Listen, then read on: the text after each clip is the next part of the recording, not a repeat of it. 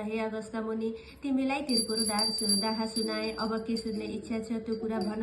कुमारजीका कुरा सुनेर अगस्त ऋषि भन्नुहुन्छ, दक्ष प्रजापतिका 33 कोटी कन्या 33 कोटी देवताले विवाह गरे।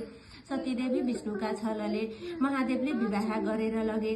त्यसपछि के भयो त्यो म सुन्न पाऊँ भन्ने आग्रह सुनेर कुमार आज्ञा गर्नुहुन्छ हे अगस्त मुनि। त्यहाँ उपरान्त एक दिन दक्ष प्रजापतिले आफ्नी स्त्रीसित भने, हे बिरडी, मैले अश्वमेध यज्ञ गर्न इच्छा गरेको धेरै समय बित्यो। यसो मेघ यज्ञ गरौँ, सामग्री तयार गर। महादेव र सतीदेवी बाहेक ब्रह्मा विष्णु प्रभृति सबै छोरी ज्वाइँ देवता यक्ष गन्धर्व दैत्य नाग 10 दिक्पाल अप्सराहरू सबैलाई निमन्त्रणा पठाऊ। आफ्ना स्वामी दक्ष प्रजापतिको आज्ञा बमोजिम बिराडीले सम्पूर्ण सामग्री तयार गरिन्। महादेव सतीदेवी बाहेक सबैलाई निमन्त्रणा गर्न पठाइन्। निम्ता पाएपछि दक्ष प्रजापतिका सबै छोरी ज्वाइँ यक्ष गन्धर्व किन्नर अप्सरा दैत्य नागहरू अनेक थरीका वस्त्र अलङ्कार पहिरी अनेक तरहका रङ्ग बिरङ्गी मणिक माणिक लिई हुन्न भनेर दक्ष प्रजापतिका घर पुगे। दक्षले पनि सबैलाई आदर भाव गरिराखे। सदिनमा यज्ञ आरम्भ भयो।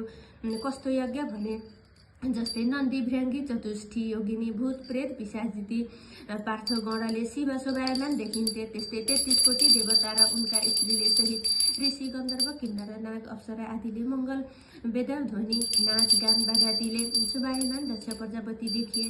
त्यस यज्ञ भूमिमा नारद ऋषिले को आएछन् को आएका छैनन् भनेर यताउति हेर्न थाले। ब्रह्मा विष्णु प्रवृत्ति दक्ष प्रजापतिका 33 कोटी छोरी ज्वाइँ देवता ऋषि यक्ष किन्नर दैत्य दानव नाग अप्सरा आदि सबैलाई देखे, तर सतीदेवी र महादेवलाई भने कतै देखेनन्।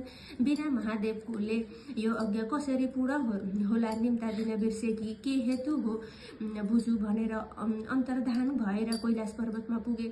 महादेवले सतीदेवीलाई, हे प्रिय, आज हामी जुवा खेलौँ आऊ भनेर सतीदेवीले हुन्छ भनी पासा ल्याइन् र जुगा खेल्न लागे। सतीदेवीले जितिन् र महादेवलाई गिज्याउन लागिन्। अनि शिव रिसाएर झोली झिकेर थापे, तँ पनि जितिन्। फेरि आफ्नो नाकको गहना थापे, तँ पनि जितिन्। त्यसै बेला दक्ष प्रजापतिका यज्ञको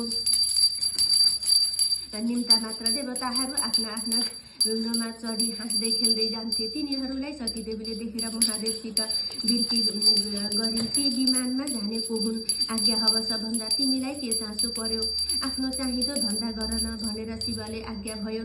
सती मनमा चिन्ता गरेर माथितिर हेरिरहन्थिन्। महादेवले हाँसी मुकुट थापे, त्यो पनि जितिन्। यसरी धेरै पटक हारेका महादेवले केही भन्न नसकी हाँसिरहे। त्यसपछि सतीदेवीले भनिन्, हजुरको सबै वस्तु मैले जितिसके, अब के थाप्नुहुन्छ भन्दा महादेवले अब मेरो अङ्ग थाप्दछु भन्नुभयो। तब सतीदेवी भन्दछिन्, हे